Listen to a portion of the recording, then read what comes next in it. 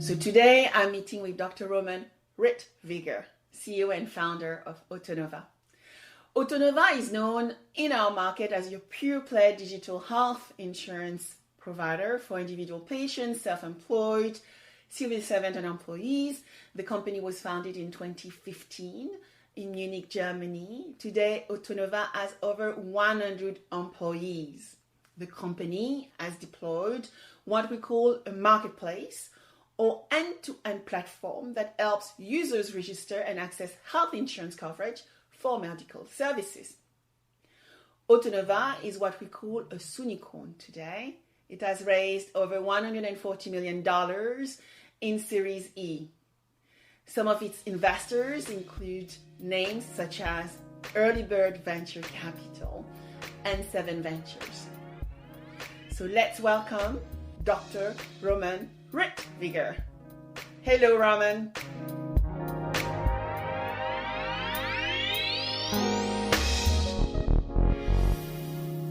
Good afternoon. So today I'm talking to Dr. Roman Rittweger, or Roman. I'm going to call Roman now. So Roman, tell us, who are you? I gathered from my research that you're a doctor. You have years of medical expertise. You have an MBA, you work with McKinsey, you're a serial entrepreneur. You have all those achievements behind your name. So tell us a little bit more about you. Yeah, I'm really a doctor, a physician by training. I didn't work a long time in medicine though. I worked as a consultant more on the macro level of health care, of health insurance, always thinking of the customer and how actually to get the customer a better experience, but also how to make health insurance more affordable by steering the customer towards the right kind of medical care. And that's been the main theme in my life. And so, after studying medicine, working for McKinsey, getting my MBA, and I did my first startup, which was basically a service provider for health insurance, helping the insured population to find the right kind of physician or to work with their chronic diseases. We sold this to Germany's largest private health insurance at the time, and I moved on, became a consultant again, learned a little bit more about marketing and sales because I realized with my first startup that this is actually the most important thing. Once you have the great idea and build the startup, you have to grow. So you have to understand marketing and sales. Absolutely. So I worked with BVDO for a while, learned that, and then started my own consultancy again in healthcare, basically with the idea of looking for the next big thing that I could start because I'm just an entrepreneur at heart and love to start businesses. So out of this consultancy, I tried a couple of little startups, still running the consultancy, and then 6 years ago, the idea came along to start a digital health insurance. I loved this idea so much that I basically left and sold my consultancy and jumped 100% into the new opportunity. And I'm running Ottonova since. And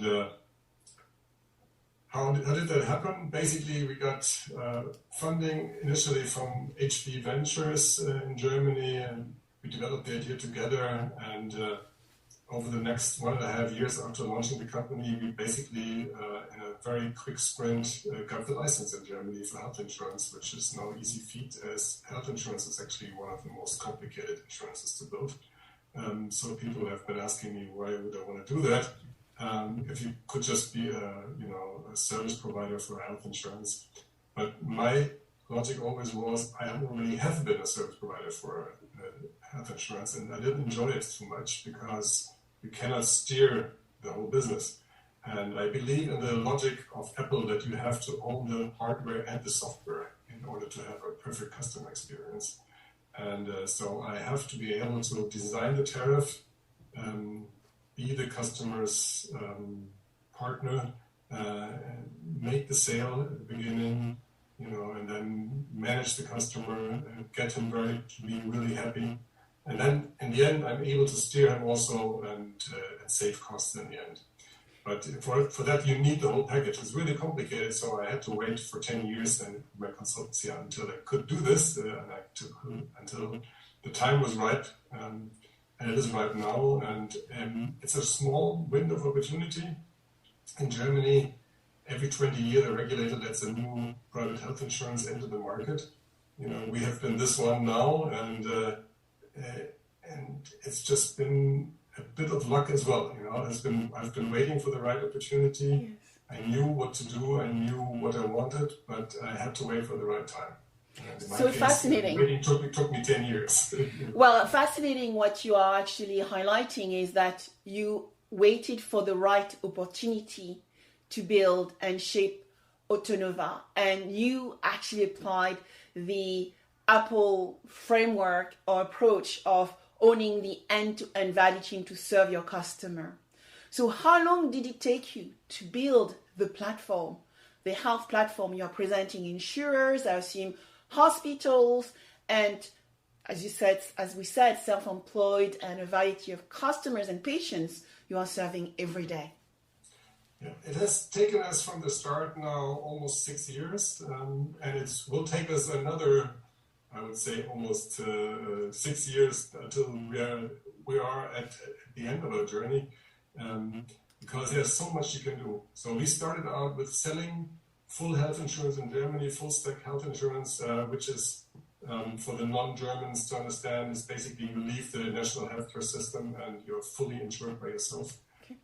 And then for the national healthcare system, we have top-off insurance, like you have in those countries where you have a national healthcare service. And so we have those two different lines.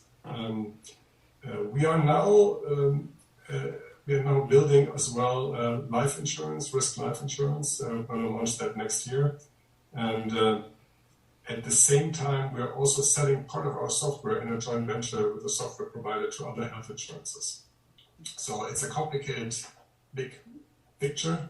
And we are really working in two ecosystems. So the first ecosystem we work in is the insurance ecosystem, where we are one player. We are the most modern player in Germany. We have the highest net promoter score, 67, while the number 2 has 34. So we're like, by far the best health insurer in Germany. At the same time, we are selling some of our software in Germany. We are getting into other parts of insurance, into other parts of life insurance, where also health is an important part. So the first ecosystem is the insurance ecosystem, with brokers, with tariff comparisons, with selling leads to and from. And so we're entering this ecosystem now as the most modern player with the highest NPS, and with a full insurance behind it.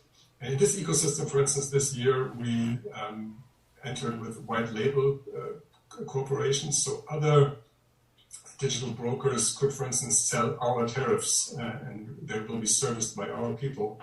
And so we basically, even if you think you're not buying Ottonova, you might still buy Ottonova in the end and get the good customer experience.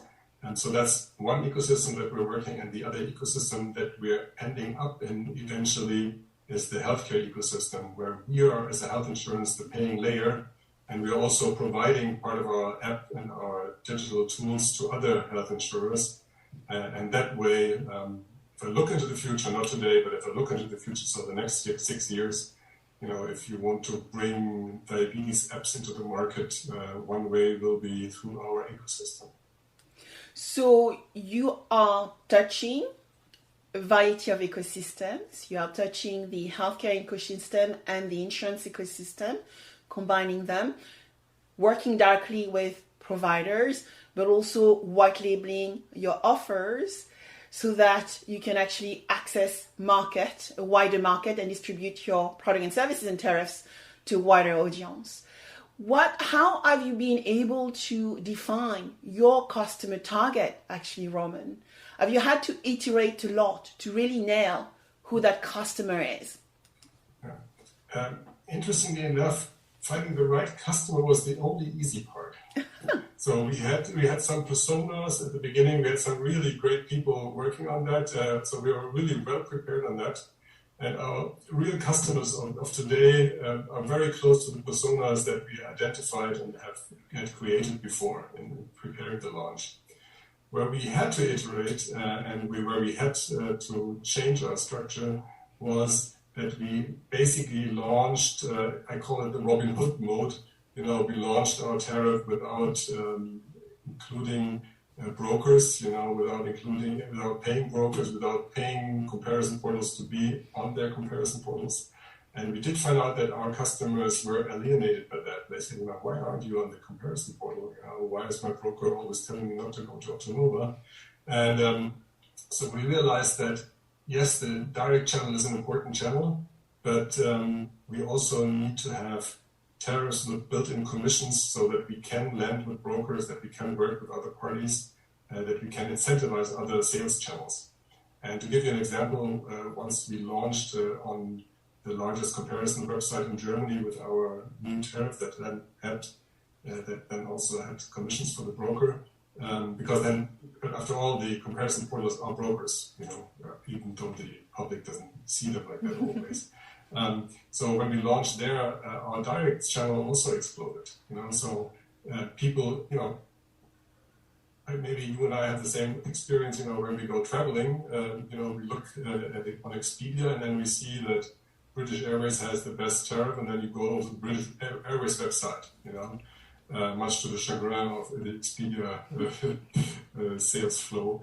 And the same happens there too. So that's what we realized. And so our biggest mistake was to think that if you build it, they will come. So we'll just have this perfect product for everybody out there.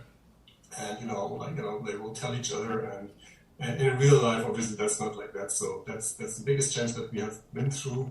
We really went through it totally. So not only did we build tariffs with commissions and went on comparison portals and are selling through brokers and but we also went the partnership step with our white label partnerships, where some digital companies that you might think could be our competitors from afar are actually working with us as a white label partner.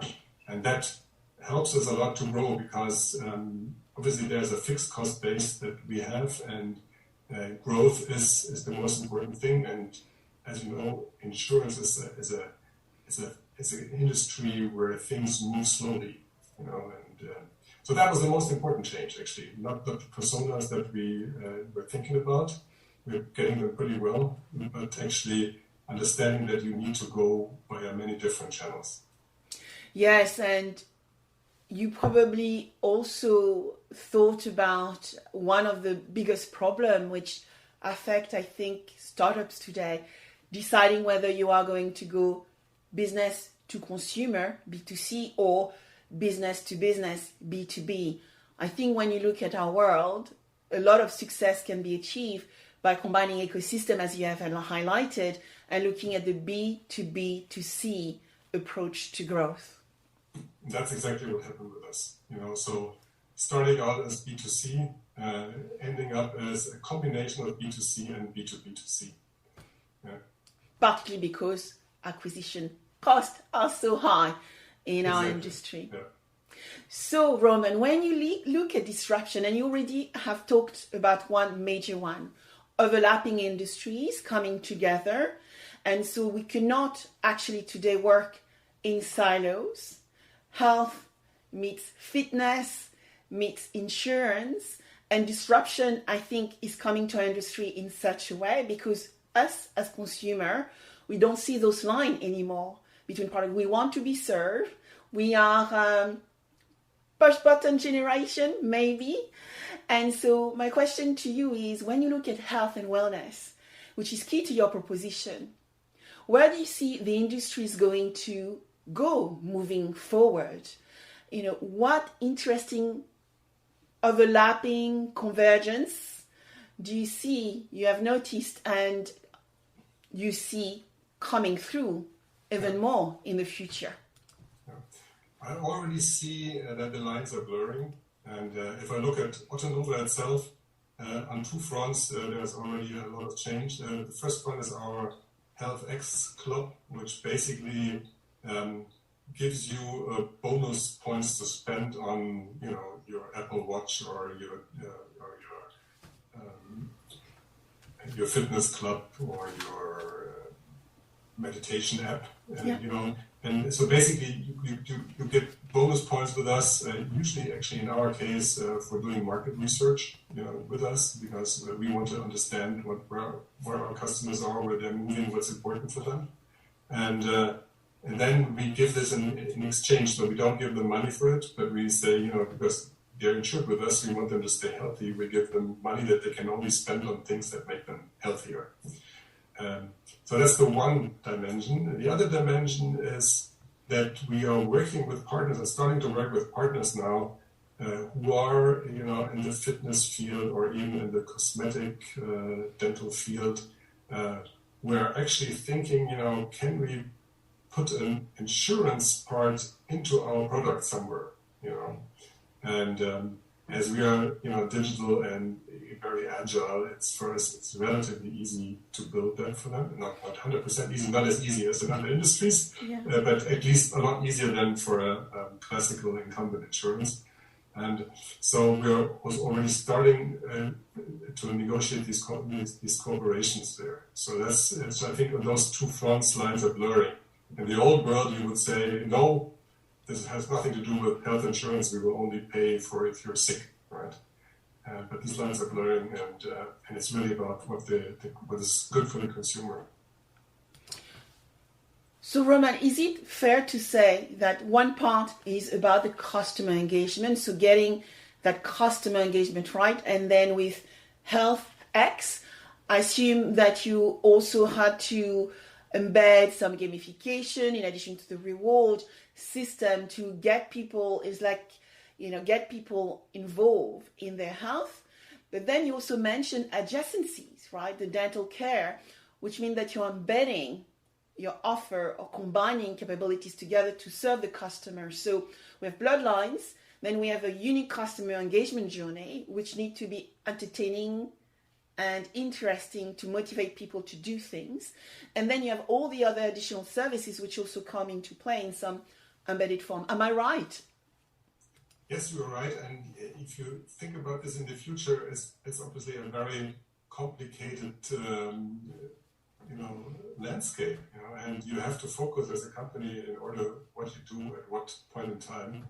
And that's where, for us, the market research part of the HealthTech comes in handy, where we are asking our customers what's really important for them, So we have some people in our company who think about innovation and saying, the next thing is we want to have an AI who tells me that Sabine will get a cold tomorrow, and then we'll have a drone flying in at the window and bringing you the cough drops just the day before you need them. And when we ask our customers, they actually are saying, no, I actually want you to pay the bills in 24 hours instead of 48 hours. And that's just much more valuable to me. Don't give me that AI bit yet. So in some ways, you have to always focus, and we're making many negative decisions where we're saying we're not doing this year. On the other hand, sometimes you have to jump and also do things that are difficult. So, for instance, when we launched Ottonova, the telemedicine was illegal in Germany. This was before COVID, obviously, and so it was illegal. So what we did, we just used the telemedicine provider from Switzerland and got a court order to stop us from promoting it. And then we went against the court order. Actually, we're going to the final court session before the German main legal court will be next week. So it took years. But these days, it's actually legal already. So in that case, we decided that we thought the innovation is so important for our customers that we're just taking the legal risk, and we're just paying the legal costs in order to be able to introduce this earlier. So sometimes, we look at market research and say, we're not going to do it yet. This might come in a year or 2 years from now. But sometimes we also push it, even though our legal department will say there is a little risk there, and we do it that way. See, it's fascinating because, I've heard these stories before where, a new innovation comes into a country, which is an innovation which is so valuable for the user, the consumer. And then, often competition, actually more so, tend to stop that innovation because there's a risk for their sales or their ability to grow. And you end up having, through that convoluted legal process, to serve the customer. And it's great to see that you are able to put the customer at the core of your proposition and still be able to serve him or her. And now, things which were illegal, I guess 18 months ago, is legal now. And so therefore, you have taken that risk, which is going to be, I guess, positive for Ottonova today. It was positive for our NPS. But again, the most important thing for our NPS is actually not the telemedicine part, but it's actually the fact that we have in our app, basically everything works through the app. So there's like a chat channel, and so we answer every question that you have in this chat channel in a short time, and that's what people love the most. So most people don't really need a physician, at least those young people who get insured with us. They don't really need a telemedicine call, on a regular basis. But they're talking with us on a regular basis about their next dental appointment. We do physician appointments for them.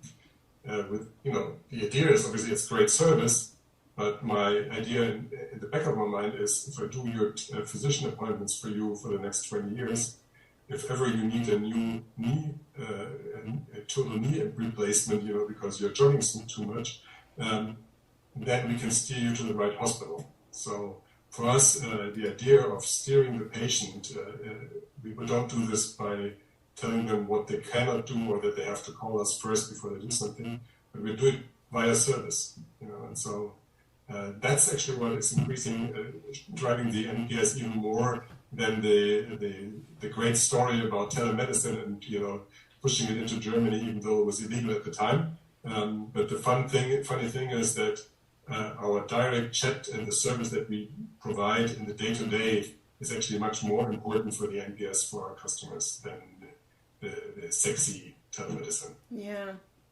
So that takes me to another question, Roman. So when you look at the past 18 months, have you had to adapt strategy? One thing which come to mind is, during the past few months, a lot of the provider I interact with have been asking me questions around behavioral health and emotional health and mental health, which, for young people are, addressed often today, through telemedicine platforms, right? Being able to give a call to a doctor and to be able to talk to a consultant has become a key part of how we diagnose and potentially prevent bad things to happen. Have you seen some changes in your strategy and your approach, some of the capability you developed for Ottonova during the course of the past 18 months? On that dimension, not so much, to be quite frank. Our typical insured lives and full health insurance are like 32 to 35 years old, young professionals in Germany where life has not been too much disrupted, to tell you the truth, and there was not too much mental agony. So we haven't seen a degradation of health. We haven't seen. You can call in, obviously, in our telemedicine for mental health issues, but we haven't seen a strong usage for that. But that may be because of we have a successful slice of the German population, who are great customers to have, obviously, but then not typical for the whole population, And in our dental tariff, obviously, it's not an issue. You probably have more people, chewing on their teeth in the night, but you don't realize that. Yeah, we heard that. Yes, yeah. The grinding, the night grinding. I heard that. So there might be some negative surprise in the next few years, but so that we haven't seen much change. What we have seen is a higher valuing health higher than before. So we had a part of people, it's helping us in sales, really. We had some people who said, I realize I get better health and better care and private health in Germany if I switch from the national health systems to private health. But it's really not that important because I'm healthy. I don't really care. And so we could not address this segment. And that segment that we could not address has become much smaller because even those young, successful people have seen how close health issues can come to them. So we do see that health is a more important topic in the minds of people. And that helps us because our story is, not only is this, a very price-effective, health insurance where you even save some money, but actually the most important thing is that's the best service and the best provider that you can get. And that in that respect, the pandemic has helped us. Super interesting. So I would like to play a little game with you, Roman. I'll say a word. I would like to hear what that means to you. So let's get started. Technology. The future of the company. Behavior. Changing the behavior of our insured population will be the secret to the future success. Regulation. Regulation makes our life hard, but also makes it very hard for competitors to come after us. And innovation. Innovation is my lifeblood. I love innovation. So it's always great to work in it. And unfortunately, then, if you do market research, you find that some of those great innovation ideas you have to push into the future. So, when I combine these together, how have you combined innovation, technology, behavioral science, and complied with the regulation to build Ottonova to where it is today? I think there's a couple of stepping stones that we had. I think one thing was obviously the experience that I had in my past life about working, changing patients' behaviors, working with regulated health insurance companies as a consultant, and coming from a physician's family, where people would ask my mom, I have this and this problem, where should I go? So where I basically said, this is actually something that a company should be able to do.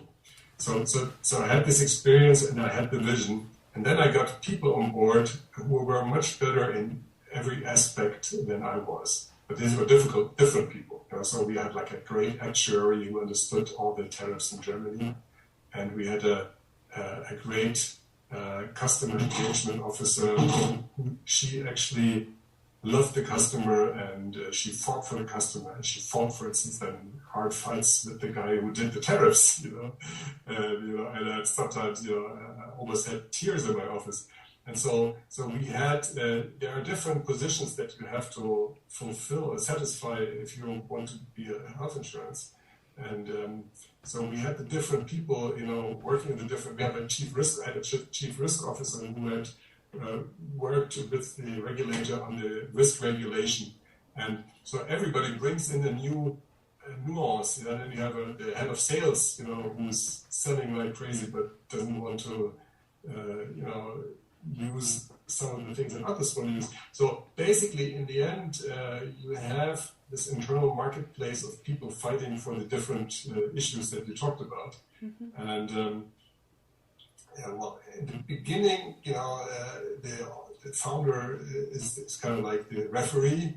That changes over time, and then these days we have meetings who are the referee, and I'm becoming less and less important and can spend my time on podcasts with you. But for instance, now we have a prioritization meeting which we do every 3 weeks, where basically the new ideas are put forward and explained, and have to be valued in certain dimensions, and then there's a discussion, and then there's a joint decision on how to follow up through with this. So we have some bottom-up decision making. We have obviously some top-down decision making by the C-level as well. Sometimes they meet in conflict, but over time the bottom-up decision making is becoming much more important at Ottonova. And but it is always a conflict between these factors that you described. And you are touching upon, iterative learning and iterative product design. When you go through those jumps, what is usually the timeline you give yourself when you actually iterate product services to meet your customer demand? Because I assume this is part of the DNA of Ottonova, and you must be doing this quite fast and often. Yeah. Absolutely. So we sometimes there is like a new, basically the tariffs. There's like a newspaper in Germany that basically compares the different tariffs, and it's a journal. The journal changes the way they compare the tariffs. Your tariff doesn't come out on top anymore. Mm-hmm. So they tell us in February we're going to change this dimension, and then typical insurance will take a year until they change the tariffs, and we change the tariff in 2 months. So we can at the beginning we used to have quarterly meetings where we basically at the C-level set the course of the company, and we've changed that now. So we now have those 3 weekly meetings where we as the C-level basically just set the general direction, but the people at the forefront actually make the day-to-day decisions and can actually change the sprints. Because the sprints are 2-week sprints, and the decision meetings are every 3 weeks, and so we are now actually very fast. We can change very quickly, but we also know the cost of changing. So we also understand that if a certain project is in sprints and it takes like three or 4 sprints to finish it, it's very costly to stop that in between, because you basically lose the sprints that you've done until that point. And so we are also aware of the cost of quick switching. But still, sometimes we do it. Like a great partner comes and a great opportunity comes, and then we do switch it. So we have a plan for the next year, but we do know that we are going to change it in between. Good to know. So this webinar podcast is about scouting for growth, Roman. And one key question I'm trying to answer is what corporate venturing is and what it will be in the future. And I would love to hear your views of the world of corporate venturing and what that has meant for you as you built Ottonova. Yeah. If you look at it from the outside, you almost think that's an impossible thing, right? Because like you have the big corporation and you have the venture scene who is basically set against the big corporations, and it's fast, agile, and wants to break things. And then the corporate scene, you don't want to break anything in order to make your next career step. So at the outset, you think they don't work together. But especially in the insurance scene, I think it is very helpful. And to give you some examples from our journey, our VCs, our venture capitalists, were very much shocked by the amount of regulation, by the amount of people that we had to put on board just to get the damn license, and also by the amount of money that you have to invest. And so we started with that, and then after a while we said, okay, VCs are great, and we could get a very quick start with the VCs.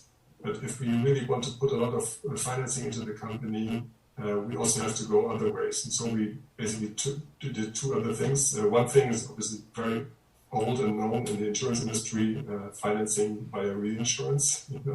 So we did that a little bit. And the other thing is the German market leader, who is not very, tech heavy, to be quite, to say it in a friendly way. They invested with us, and they invested with us because they said, we're going to learn from these guys, and maybe one day when we see that we missed the train, we might even have a chance to buy them, although our VCs didn't give them any preemptive rights there. So in our own journey, that helped us because, and I think that's probably true for many InsurTechs, especially those who are getting a license, it's a very costly journey.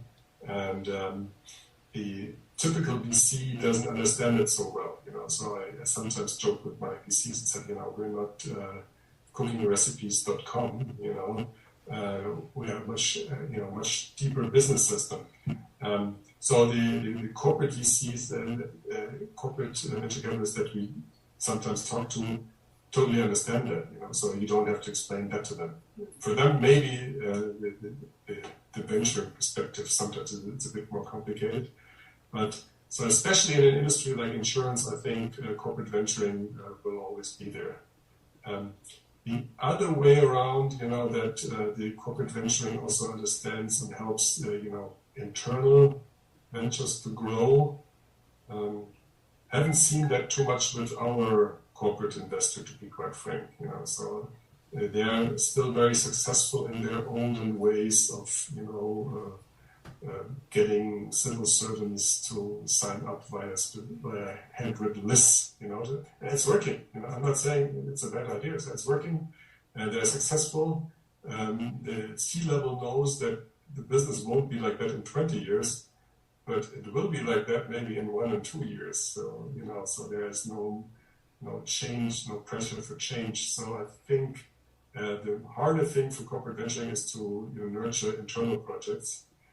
It's probably better if you can have them as external projects. Even if you have an internal project, ideally get financed not only by yourself but by 3 other venture financiers and free it from the competition of the still very successful old organization. Yeah, I've seen that as well. So you have highlighted something super important, which I don't think we all realize that. So corporate venture, so VC venture capitalists do not always understand our industry, which is insurance. They don't always understand the MGA model, the managing general agency model, which is like giving a pen for a company to underwrite on behalf of an insurer. So this delegated authority. Sure. And which is important in what you were saying, that the CVC, the corporate venture capitalists, in some way understand that, and so therefore tend to be more empathetic in those organizations that are building businesses with them, because they can actually share in the problem, right? Yeah, exactly. And sometimes, if you work like me in German health insurance, you have like one world is you have to explain to people how German health insurance works. Yeah. But then if you on top of that have to explain how insurance works, it gets complicated. So I think that's the advantage of corporate venture capitalists. Yeah. And the other point you were making is, don't try to do it within the mothership with all the regulations and the constraints. And I guess internal incentive for success, corporate venturing need probably to be put outside the core with its own team, its own measurement metrics, right, to actually drive the right level of success. Yeah, absolutely. Yeah, that's what I see in my little world. Yeah. So, question on business models for you, Roman. Are there some business models you see are stronger than others? Have you been studying business model innovation? This is a big topic. I think we all try to address today. What will be the winning unicorns of tomorrow? Yeah. What is your lens on the future of business models? I must admit that over the last 6 years, I lost that, that helicopter view of the landscape. I'm still, I'm now down mining in my own little mine working. So it's a difficult question for me. I think in general, I would say monopolies of any kind of, still looking for the monopoly, for the good old monopoly. It might be a monopoly of skills. It might be a monopoly of customer contacts. What we are in our little mine are working on is a monopoly of data, So, for us, data is the most important part. And it sounds creepy and strange, but that is really, if you have a data-driven organization, you spend a lot of time on, to have a single source of truth, have a BI system that everybody can access and that make everybody enable everybody to use the BI system. And And then you start thinking differently about a new business deal where you work together with somebody else and say, okay, but we also get all that data. And then from that data, we can calculate tariffs much better in the future. And, I think it's classical in insurance, all the actuaries are thinking about the data that they can use. You usually think from the outside that health insurance has like tons of data, and sometimes they don't yet, but they could have them and they should. So I think that's probably going to become the monopoly in health insurance or in the health insurance ecosystems, be it in the insurance ecosystem, be it in the health ecosystem. It's the data. But in order to get data, my belief and my philosophy is you have to delight the customer. Then he will give the data to you. And so I gladly give my data to Apple, because it makes my life easy. And that's why we from the start said we need to have the same NPS as Apple.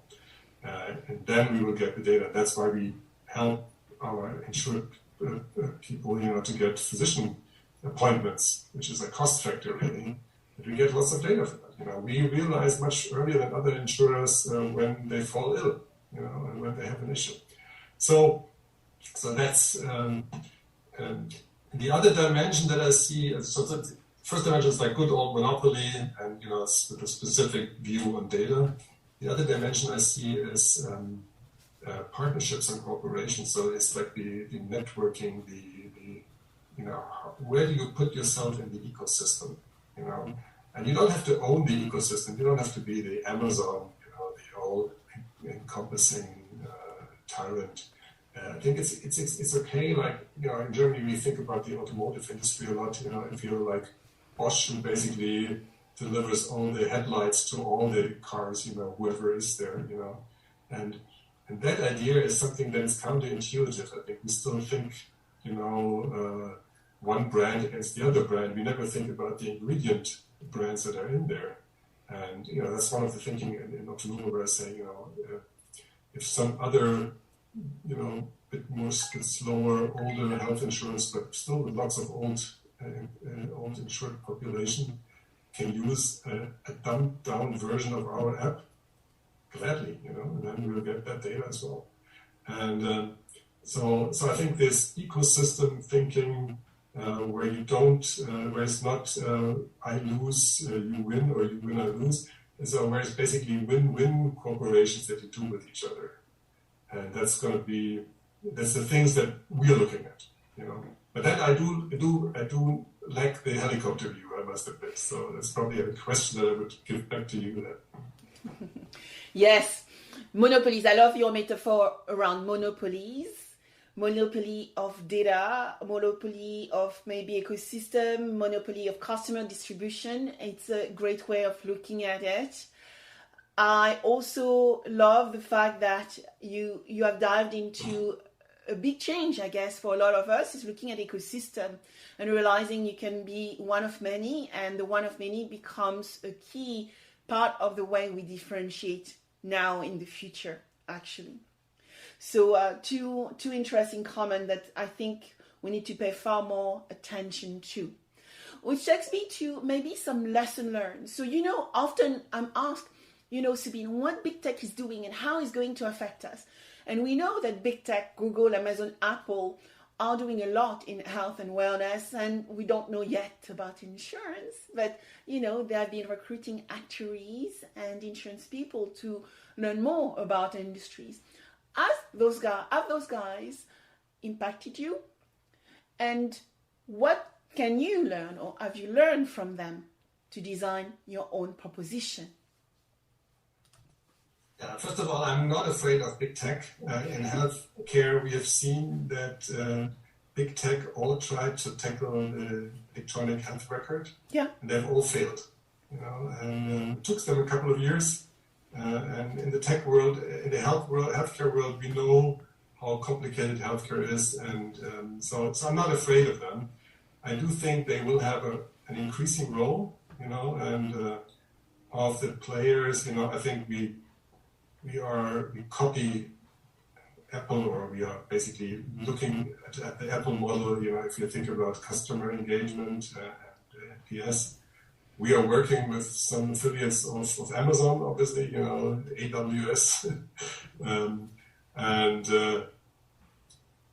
we're paying some money to Google and Facebook, but I'm not afraid of it. And I think actually some of the big tech companies are making too much money selling to the insurance industry. It would not be smart to antagonize it, and they probably would have less income afterwards. So I don't think, even though they could probably enter any kind of business, I don't think they will enter every kind of business. Yeah. So in short, we're not afraid, and I think there's going to be lots of niches. Insurance is complicated, healthcare is complicated. I think the intersection of healthcare and insurance is most complicated. So there will always be a very focused. And that's the way you're building your uniqueness, right? That's the way you differentiate, by really understanding how to overlap those different sectors and build a proposition which is super unique for your target markets and customers. And the pain we have to go through that is really complicated. So we are walking through a jungle there. But the good news is it's very difficult for anybody to follow us. Yeah, no, I'm sure. So, Roman, what would be the last words you would have for our listeners today? But I think it depends who the listener is. The young listeners who are thinking about starting their own business. I think my word would be starting a business is great. But get the right kind of training for it. So, know a specific business, work in another startup. So be prepared. Don't wait too long, but be prepared. I waited, like a fish at the bottom of the pond for 10 years for my second chance. So I think that's one thing. On the other hand, don't be afraid, because even if you do a startup that doesn't work, you're going to learn a lot while you do it. Just make sure that you don't go broke, but just your VCs go lose some money on it. So that you can do your second startup.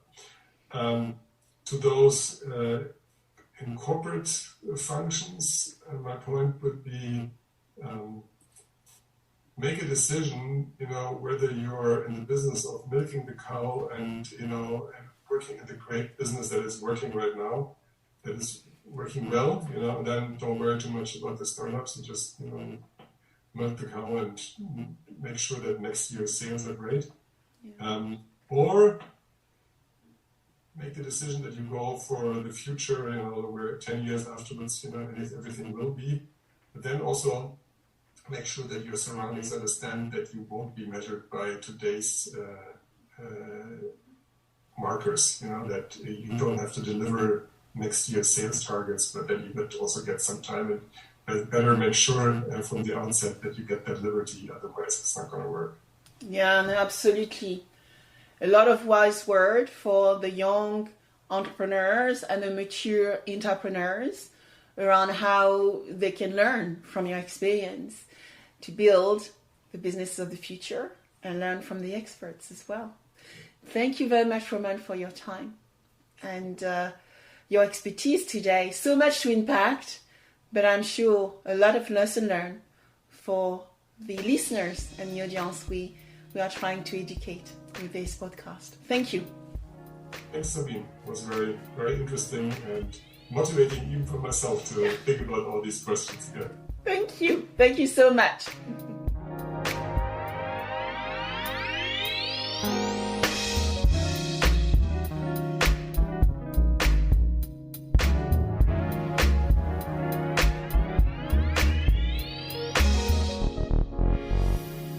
If you like this podcast, subscribe now, share with your friends, and if you enjoyed it, please give it a 5-star review.